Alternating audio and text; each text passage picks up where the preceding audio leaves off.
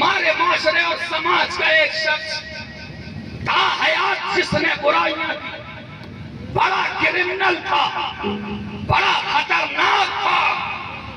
اب جب 70 اور 80 سال کا ہو گیا اور اس کے بدن میں راشا جاری ہو گیا، ہلنے لگا، اب جب اس نے سوچا کہ مسجدوں کی طرف چلے، اب جب وہ مسجد کی طرف چلا تو ہمارا سماج قبول نہیں کرتا، کنکھیوں سے اشارہ کر رہا ہے، ارے ذرا دیکھو 100 چوہے کھا کے بلی حج کو چلی، ذرا اس کو دیکھو، جب جوانی نہ رہی، جب بڑھاپا آ گیا، اب جا کے خدا یاد آ رہا ہے۔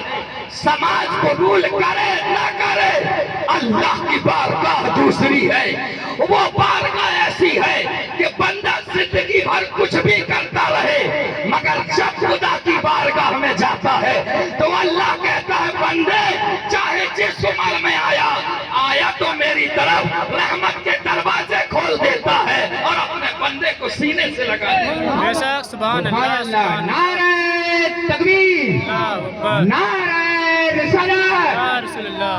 یہ تو ہمارا اور آپ کا معاملہ ہے کہ ہم آپ قبول نہیں کرتے ہیں، کسی عمر میں پہنچ جائے تو کہتے ہیں جب تک جوانی تھی تب تک تو بڑے ظلم کیے، آپ آئے ہیں حاجی جی بننے کے لیے۔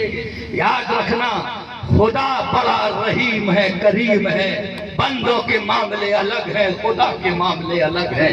آپ انتظار مت کرو کہ میں کیسے اس زندگی کی شروعات کروں جو اللہ چاہتا ہے، اس کا رسول چاہتا ہے۔ یاد رکھنا یہاں شروع کرنے کے لیے کوئی فنکشن نہیں کرنے پڑتے، بندہ 2 قطرے بہا دیتا ہے، نئی زندگی کی شروعات ہو جاتی ہے، نئی زندگی اس کی ابتدا ہو جاتی ہے، بس آپ کو کرنے کی ضرورت ہے۔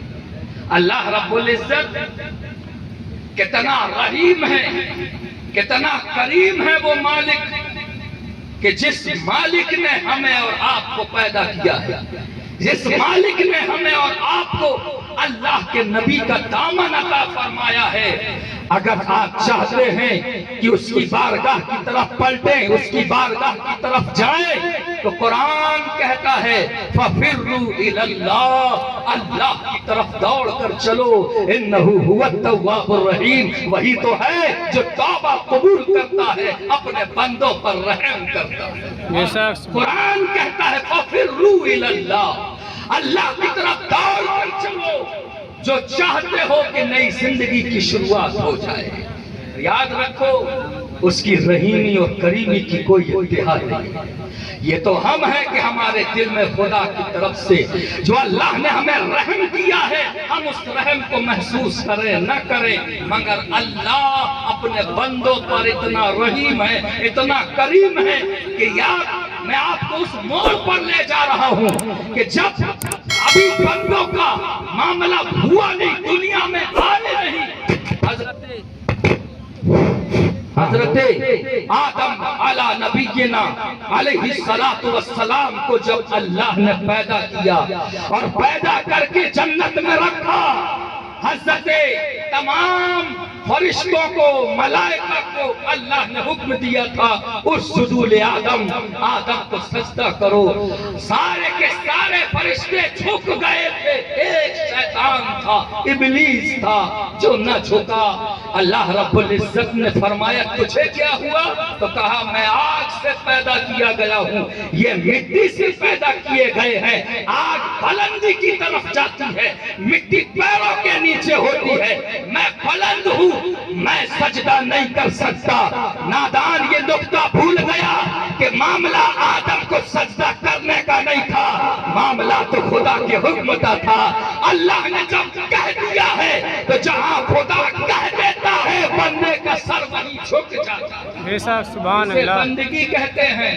میں کیسے کیسے معاملات میں آپ کی طرف بتاؤں، بندہ اللہ کی بارگاہ میں خود جھکے اور جہاں اللہ جھکائے وہاں بندے کو جھکنا ہوگا۔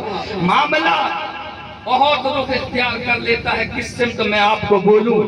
جانتے ہیں آج تو پوچھا جاتا ہے مولانا صاحب اگر ہم نماز پڑھنے لگے تو ہوگا کیا؟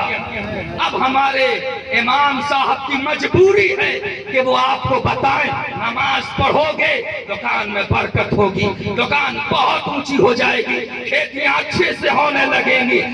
اگر تم نے اس نیت سے نماز کی طرف گئے کہ ہماری دولت بڑھنے لگے تو یاد رکھنا یہ تجارت اللہ سے نہیں چلتی ہے، اللہ سے کرنا ہے تو بندگی کرو، اللہ چاہے سچے حال میں رکھے تو سر سجدے میں جھکے گا، چاہے خوشحال رکھے تب بھی سر سجدے میں جھکے گا۔ نعرہ تکبیر